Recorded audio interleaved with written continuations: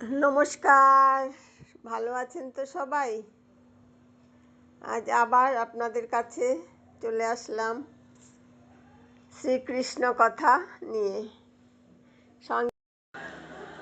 ধর্ম বলতে সাধারণত কোনো বিশ্বাসকে বোঝায়।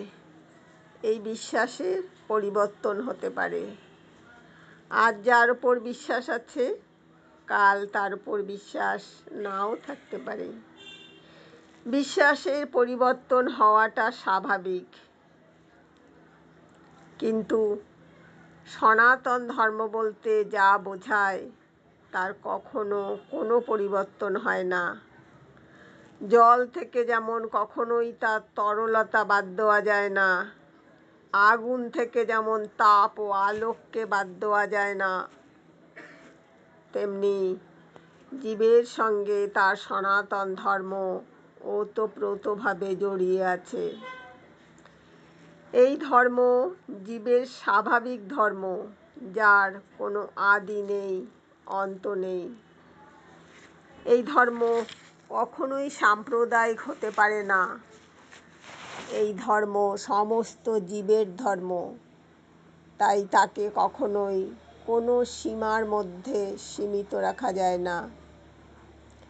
কিন্তু তবুও কিছু সাম্প্রদায়িক লোক মনে করে যে সনাতন ধর্ম একটা সাম্প্রদায়িক ধর্ম, কিন্তু এটা তাদের দৃষ্টিভঙ্গির সংকীর্ণতা ও বিকৃত বুদ্ধিজাত অন্ধতার প্রকাশ। সনাতন ধর্মের সূত্রপাতের কোনো ইতিহাস নেই, কেননা সনাতন জীবের সঙ্গে অঙ্গাঙ্গিভাবে যুক্ত থেকে চিরকালই বর্তমান। জীব সম্বন্ধেও শাস্ত্রে বলা হয়েছে যে সে জন্ম মৃত্যুর অতীত। ভগবদ্গীতাতে বলা হয়েছে যে তার জন্ম নেই, মৃত্যু নেই, সে শাশ্বত অবিনশ্বর, এবং তার জড় দেহের মৃত্যু হলেও তার কখনোই মৃত্যু হয় না। সনাতন ধর্ম বলতে যে ধর্ম বোঝায় তা আমাদের বুঝতে হবে ধর্ম কথাটার সংস্কৃত অর্থের মাধ্যমে। সংস্কৃত কথায় ধর্ম বলতে বোঝায় যা অপরিহার্য অঙ্গরূপে কোনো কিছুর সঙ্গে অঙ্গাঙ্গিভাবে জড়িত থাকে, যেমন তাপ এবং আলোক। এই দুটি গুণ আগুনের সঙ্গে অঙ্গাঙ্গিভাবে জড়িত।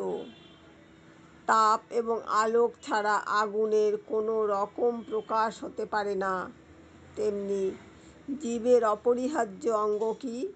জীবের অস্তিত্ব প্রকাশ কিভাবে হয়? তার নিত্য সঙ্গীরূপে যা তার সঙ্গে চিরকাল বিদ্যমান, তা কি? তার এই নিত্য সঙ্গী হচ্ছে তার শাশ্বত প্রকৃতি, এবং এই শাশ্বত প্রকৃতি হচ্ছে তার সনাতন ধর্ম।